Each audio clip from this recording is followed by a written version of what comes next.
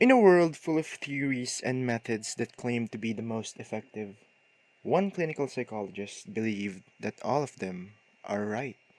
In an old interview, Arnold Lazarus famously stated, multimodal therapy really doesn't exist, meaning it's not a closed system of therapy. It's an approach that tries to address what you are saying, to try and find out what's going to work best for this individual. You see, a system to my mind is closed. If somebody says to me, oh, I'm a gestalt therapist, or I'm a psychoanalyst, or I'm a transactional analyst, I say I'm sorry to hear that, because what that means is they've got a kind of a narrow focus.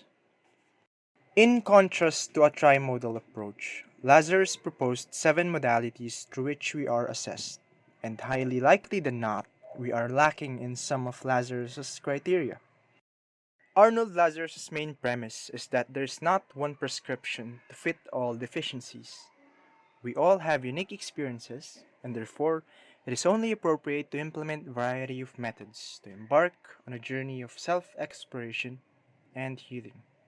And we can do this to what Arnold Lazarus called technical eclecticism.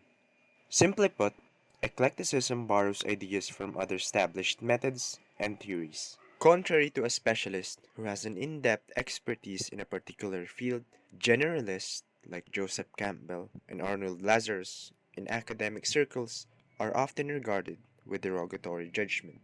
In the same interview, Lazarus remarked, eclectic used to be a dirty word. It used to mean, oh, you have no ideas, you have no theories, you fly by the seat of your pants, you use whatever you want to use. And this is, of course, rubbish. This is why multimodal therapy derived from many treatments, from cognitive therapy to behavioral activation. In a multimodal therapy session, the therapist usually employs a strategy called tracking. Usually, we are clueless of what the roots of our deficiencies. So we say, I don't know why I feel this way, or I don't know what's causing my panic attacks.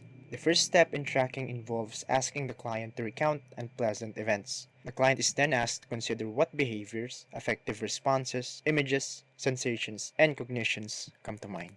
Eventually, a string of events could be reconstructed from the client's experience. The client could become aware that his heart was beating faster. This brought to mind a memory of the time he passed out after drinking too much in a party. And this memory brought a strong sense of shame. As such, the client started believing that he would pass out again. And as he dwelled on this sensation, this cognition was intensified and triggered his panic attack. In this case, the client exhibited a particular pattern. Of course, there are different patterns to each individual, and these patterns are called firing order.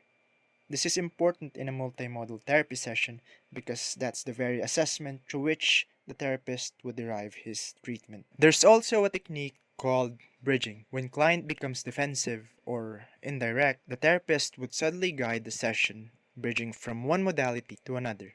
This technique is used to deliberately begin in terms of their client's preferred modality. We can derive a lesson from multimodal therapy to explore possible solutions, to not limit ourselves to one method, and most importantly, to keep an open mind.